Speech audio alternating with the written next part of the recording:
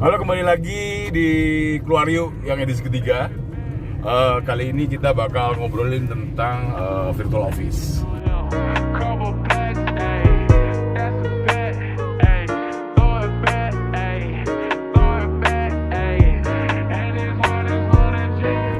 Jadi ya ceritanya hari ini saya akan bakal ketemu teman lama saya namanya Jonas. Kebetulan dia punya virtual office namanya di Square, dan kebetulan saya juga lagi butuh office yang efektif gitu buat usaha.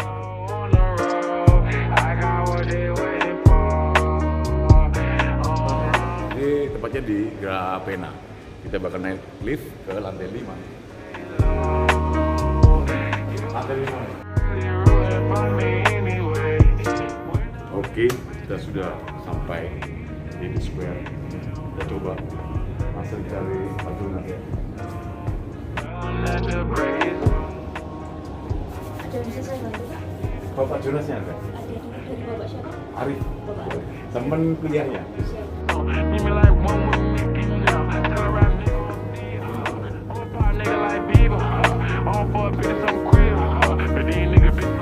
Udah lama kita.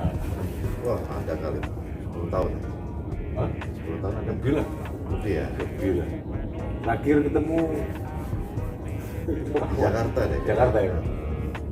Kalau nggak salah pas wisata lagi manggung di sana. Oh iya iya. Saya ke di Hanggar Pancoran kalau nggak salah. Oh iya. Jonas ini temen saya kuliah, terus temen nongkrong juga satu apa ya? Saya di Ketintang, dia di Pulau, jadi masih satu daerah. Sering nongkrong. Jadi waktu zaman kuliah itu kita termasuk anak-anak underground. Kalau zaman dulu itu anak band tahun 90-an. Kira-kira tahun 94 ya. 94. Tahun 94 dia bikin band indie namanya Planet.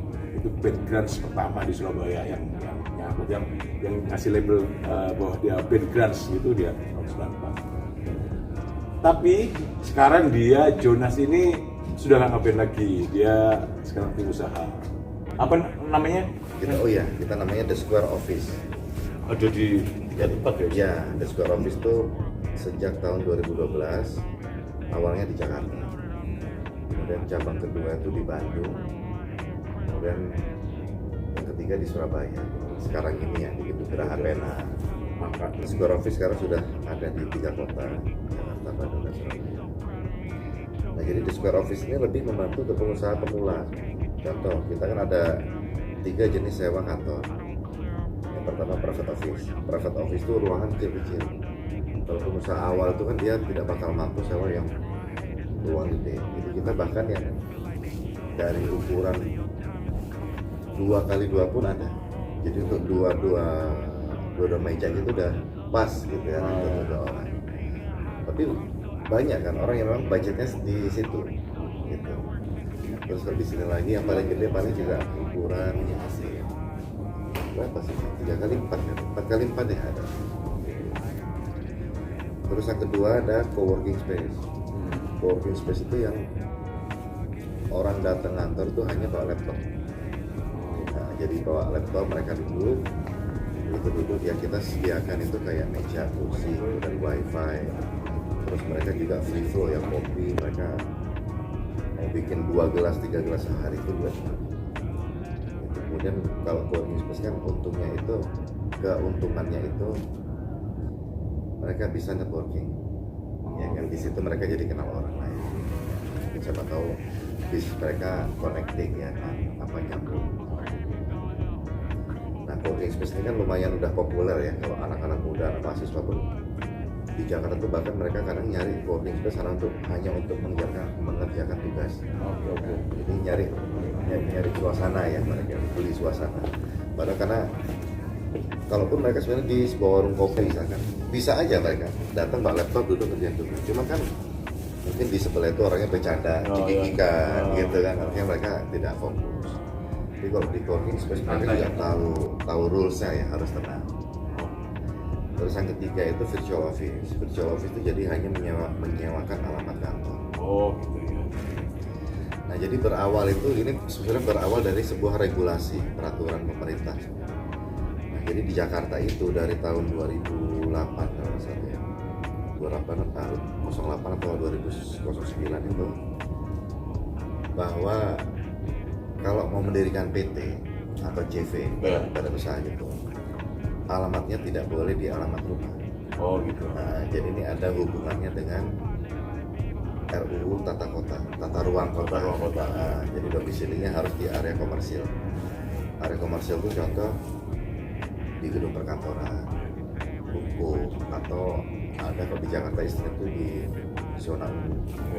Jadi itu boleh tuh di situ. Nah, memang ada benarnya juga ya, Mas Arief ya. Karena sekarang bayangin nih, kita boleh buka PT CV mau dimanapun. Nah, bayangin kita masuk gang kecil gitu kan, terus ada pelang lawyer apa gitu. Dikit lagi CV bintang makmur. Jadi kan apa ya? Jadi kurang bagus lah. Belum lagi kan kalau di rumah apa? Kalau kita punya tetangga punya bisnis, dia banyak tamu atau menimbulkan suara-suara gitu, memang kita tidak nyaman ya. Rumah itu memang hanya untuk tempat tinggal. Nah, begitu di Jakarta ada aturan seperti itu, ada pertanyaan selanjutnya, apakah semua pengusaha itu mampu sewa kantor, sewa ruko aja sekarang berapa loh? Ruko maunya kan tahunan kan? Iya. Dengan setahun 100 juta. Jadi akhirnya solusinya adalah ke virtual office. Jadi mereka hanya sewa alamat. Jadi kalau virtual office sekarang itu juga murah kok, 5 jutaan, 4 jutaan udah bisa ngatur setahun.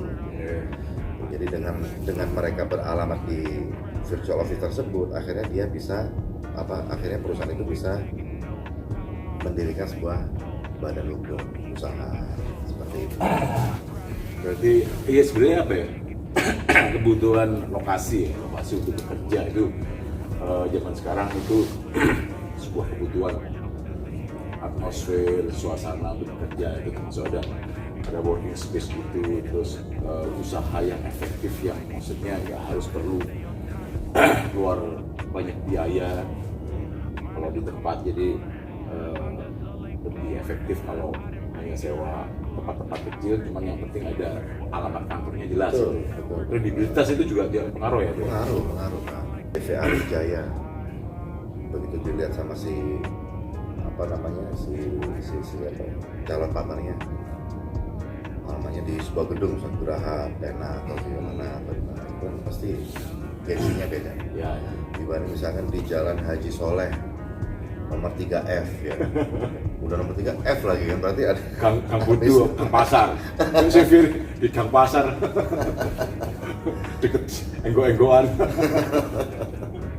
Ya, sebelah warung Cak Sabar, enggak lucu. Iya saya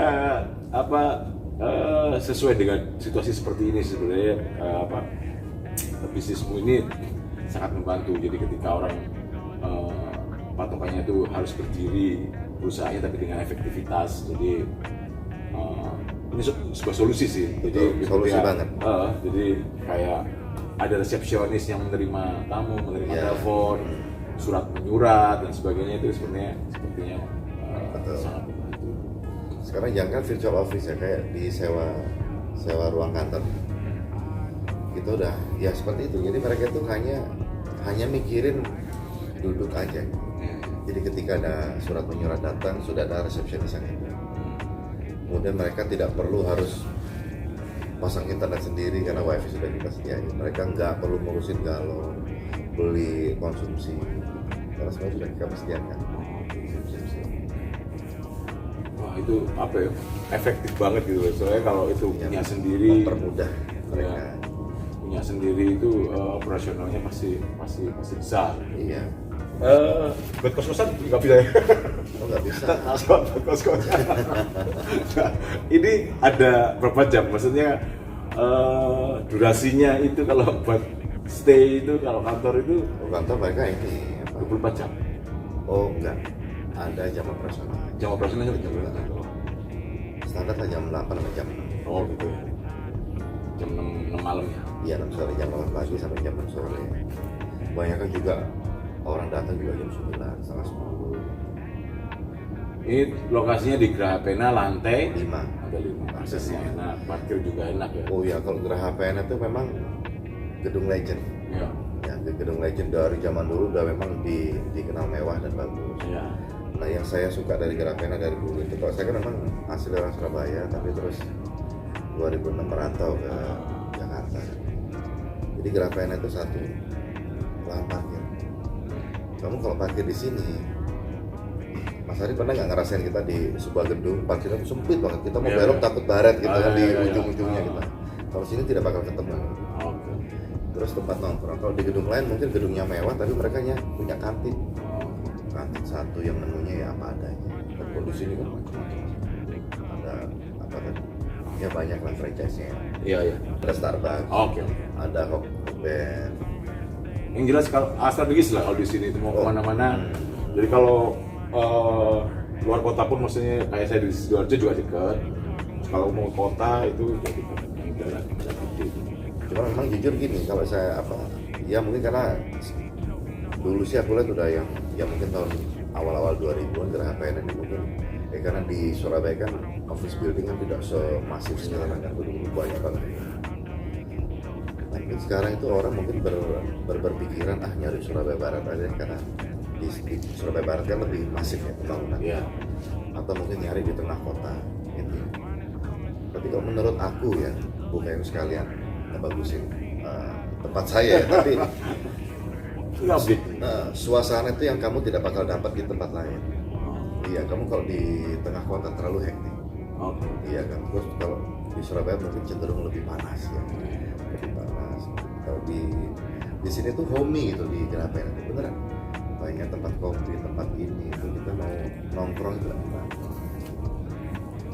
Iya sih, kalau menurutku building ya, maksudnya bener ngomong. Jadi apa di sini tuh nggak berisik gitu, nggak. Iya. Lebih santai gitu. Lebih santai. Nggak tahu auranya atau apa nggak tahu. Betul. Buat kalian yang mau punya usaha, jadi atau keberatan berpikir jauh tentang tempat, sebenarnya di sini tuh apa ya, tempat yang tepat ya. Kalau lihatnya desainnya tuh yang nyaman, terus apa ya, yang sebenarnya anak muda banget gitu. Iya. Di Surabaya tidak ada kantor kayak gini. Ya kita tahu lah bentuk kantor kayak gimana biasanya. Iya. Benar ya? Iya. Banyak kan ya modelnya seperti itu. Mewah-mewah oke, tapi ya hampir seperti itu semua. Jadi kalau di sini tuh memang saya sengaja menciptakan supaya fresh. Sekarang itu kan banyak tempat itu yang culture kita tuh kan suka foto. Ya. Nah, di sini saya sediain banyak spot foto. Ya, sewanya berapa aja? Oh gitu. Nah kita ada 3 jenis ya. Jadi dimulai dari co-working space yang cuma bawa laptop doang. Co-working space itu bisa harian, bisa bulanan. Kalau harian tuh harusnya 80.000 sehari. Sekarang lagi ada promo hanya 50.000 sehari. Kalau kalian misalkan ke tempat kopi yang agak premium kan juga beli kopi segelas harganya segitu, benar nggak? Tapi mungkin ada problem di wifi, betul ya? Mungkin wifi tidak bakal sekenceng yang di tempat di Square ini. Terus kalau minum kopi terus kan tenggorokan pahit, Mas. Pasti kita pengen beli air putih. Kalau di tempat-tempat kopi bayar lagi kan kopinya. Kalau sini free. Terus bulanan juga bisa. Kita bisa kalau yang co-working space juga ada, bisa satu perusahaan 3 orang. Jadi mereka supaya untuk satu company itu bisa bulanan. Kalau bulanan itu kita lagi ada promo 800.000 sebulan untuk satu orang. Ini kalau co-working space itu yang nggak sewa tempat ya? Enggak, yang di meja panjang itu. Oh, yang meja panjang. Oh, duduk di sini nggak bisa dia kan bawa laptop kita sambil sembojong atau ini bahasa Surabaya. Sembujur. Sambil metingkrang gitu ya kan udah enak kan. Oh. Nah terus untuk private office kita sediain dari yang paling kecil itu 2x2 ya, 2,5 atau 2,5 gitu lah, sekitar gituan. Itu hanya 2 jutaan, 2x3. Nah, itu hanya 2 jutaan sebulan. Kemudian yang paling besar itu 6 jutaan. Itu ukuran 4x4. Nah, kalau virtual office kita juga lagi ada promo juga. Dari harga 6 juta kita ada cashback 1 juta. Jadi hanya 5 juta setahun. 5 juta setahun ya? Murah tuh, kalau 5 juta setahun dibagi 12 berapa? Oh, Ya. 5 juta setahun. Perusahaanmu udah set, ini alamatnya Grapena. lantai 5. Jadi hanya 400 ribuan atau 300 ribuan. Padahal masih lebih mahal harga kos-kosan. Oh Benar ya? benar. Ya benar sih. Jadi apa ya itu? Jadi kita ketika corporate atau perusahaan usahamu apapun, misalnya kamu punya desain grafis atau apa, ketika itu office-nya di square di gedung ini itu memang punya nilai ya. Nah kita ambil contoh tadi kayak tadi Mas Arif nyebutin desain grafis. Ini menarik. Jadi desain grafis itu kan pekerjaan bisa dilakukan di rumah. Iya. Iya. Paling enak sebenarnya ngedesain di kamar. Iya. Di kamar. Terus kecenderungannya orang-orang yang agak seni gitu kan sukanya kerja malam. Iya. Kalau kantor kan mana ada buka malam. Iya. Iya. Jadi tetap kalian kerja di rumah. Ya desain grafis. Tapi untuk alamatnya harus di harus di kantor yang bagus lah.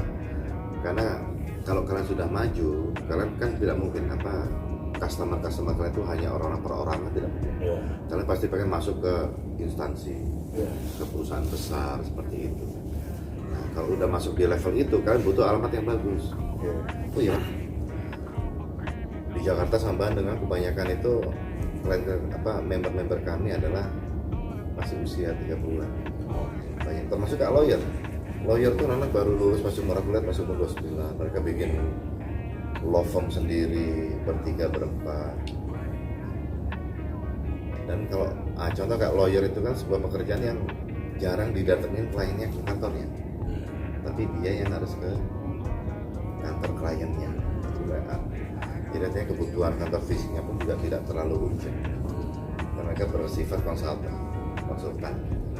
Banyak sih sekarang itu bisnis anak muda, bisnis kreatif itu yang memang lebih simpel aja gitu ya.